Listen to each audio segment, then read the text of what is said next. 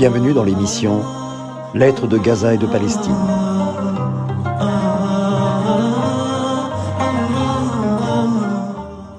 En 1998, une compagnie de théâtre de Gaza, le Gazalab Théâtre, avec Hossam Al-Madoun et Jamer Rossé, vient au théâtre du Tiroir pour jouer une pièce sur la situation des femmes dans le monde arabe.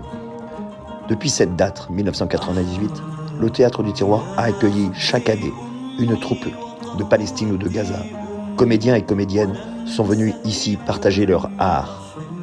C'était avant la guerre, avant la 4e guerre contre Gaza. Aujourd'hui, Hossam Al-Madoun, Jamer Rossé, Ali Abou Yassine, mes amis, venus souvent à Laval, sont sans voix. Je souhaite être leur porte-voix. Ils écrivent chaque jour pour dire qu'ils sont vivants. Voici les lettres de Gaza pour dire qu'ils sont vivants et qu'ils aiment la vie, comme le dit le poète Mahmoud Darwish.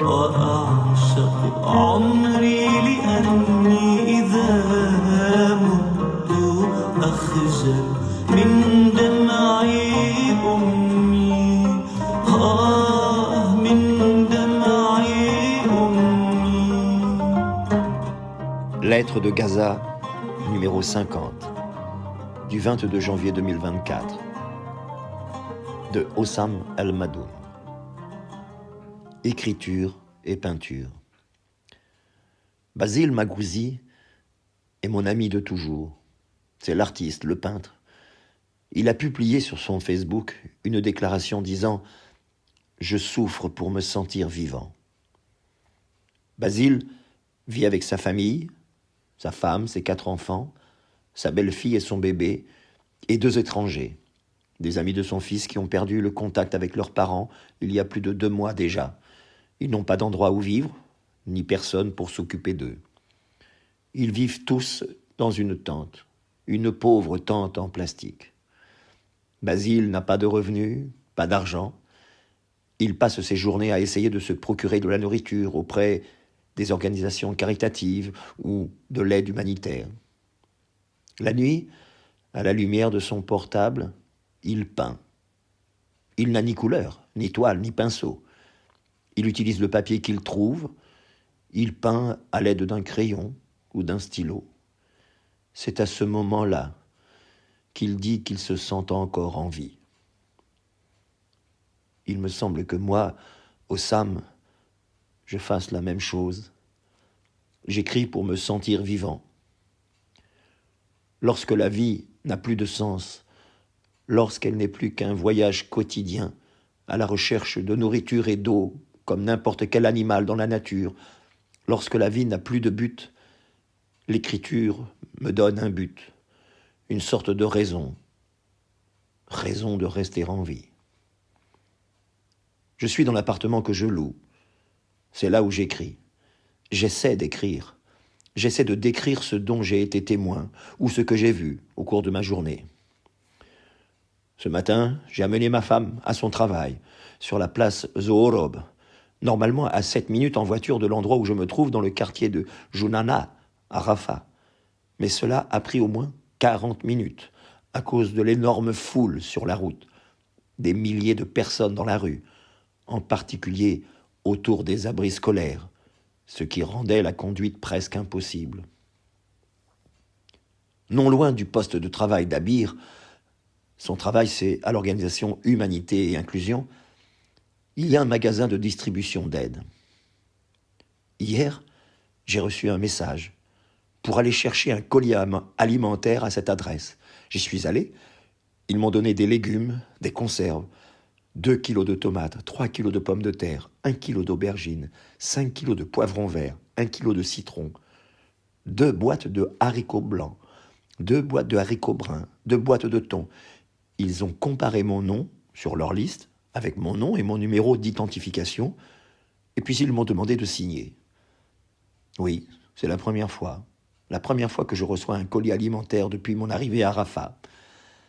J'ai demandé s'il s'agissait d'un colis régulier et s'il était hebdomadaire ou mensuel. Ils m'ont répondu qu'il n'y avait pas de calendrier, qu'ils ne pouvaient pas garantir la réception de cette aide.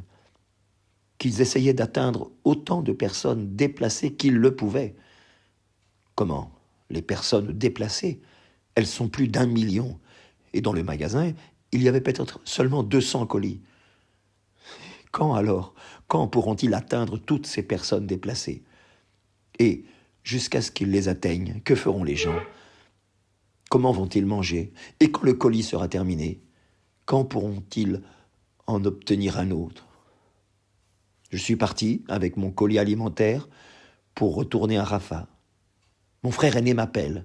Oui, notre frère du milieu et sa famille, 4 garçons et une fille, se sont échappés de Khan Younes et ils sont dans la rue.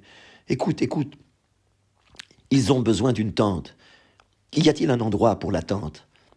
Vous, il vous a fallu 3 jours pour trouver un endroit, non? J'ai réservé un endroit près de chez moi pour eux, mais je n'ai pas accès aux tentes. Essaie, s'il te plaît. Oussam, essaie, s'il te plaît. Oui, je ferai de mon mieux. Mais je ne sais pas quoi faire. C'est trop. Où puis-je trouver une tente? La première a été un défi pas facile. Il faut que j'appelle des gens. Je ne sais pas si je vais réussir cette fois. Et puis après, il faut les matelas, les couvertures et la nourriture. Non, ça c'est ma nièce qui m'appelle. Oui, ma chérie. Elle me dit que ma mère, qui a une insuffisance rénale, a une infection pulmonaire et qu'elle ne trouve pas le médicament nécessaire. Quel médicament? Et tu peux prendre l'Orex, Augmentine, Oisir, n'importe lequel de ces 3-là. Très bien, ma chérie, très bien, je vais faire de mon mieux.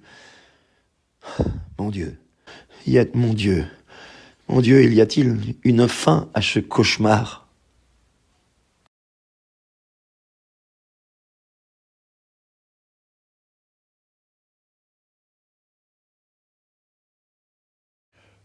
Vous venez d'entendre le premier épisode de la nouvelle émission de Radio Tiroir, Lettres de Gaza et de Palestine.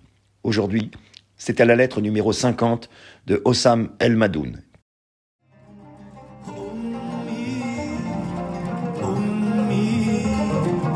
Dans l'épisode numéro 2 des Lettres de Gaza et de Palestine, vous pourrez entendre la lettre numéro 36, Bonsoir le monde, écrite par Nour El-Din Agag, écrivain palestinien, assassiné le 5 décembre par une bombe aveugle de l'occupant israélien.